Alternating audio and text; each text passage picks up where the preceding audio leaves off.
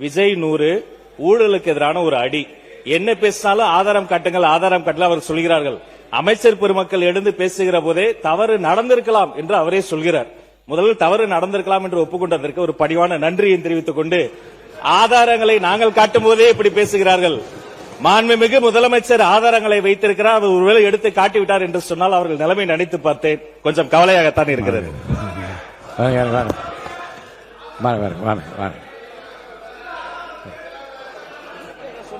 ஆதாரம் ஆதாரம் மாண்புமிகு முதலமைச்சர் உட்காருங்க. மாண்புமிகு முதலமைச்சர் உட்காருங்க. உட்காருங்க உட்காருங்க மாண்புமிகு முதலமைச்சர் உட்காருங்க. உட்காருங்க உட்காருங்க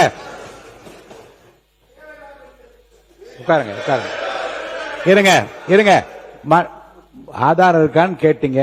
திடீரென்று முதலமைச்சர் எந்திரிச்சு பேச முற்படுறாங்க. அப்ப திருப்பி எதுக்காக நீங்க கத்திட்டு? உட்காருங்க, தயவு செய்து உட்காருங்க, எழுந்திருக்காதீங்க. மாண்புமிகு முதலமைச்சர் அவர்கள்.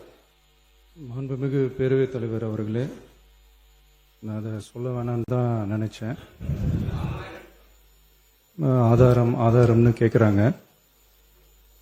ஒரு 1 வீக் பேக் மாண்புமிகு நிதி அமைச்சர் பேசும்போது ஒரு 3 டிபார்ட்மெண்ட்ல இருந்து ரிவ்யூ பண்ணி அந்த ஃபைல்ஸ்லாம் என் டேபிள்ல இருக்குன்னு சொன்னாரு.